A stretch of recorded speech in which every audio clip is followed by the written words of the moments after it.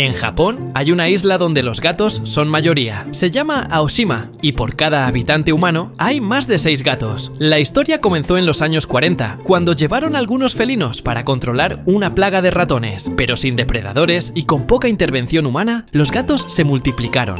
Hoy apenas quedan unas pocas personas viviendo allí, pero los gatos gobiernan calles, tejados y muelles como verdaderos reyes peludos. Algunos turistas viajan solo para ver este paraíso felino, donde los maullidos suenan más que las voces. Aoshima no es solo una isla, es un reino de gatos en la vida real.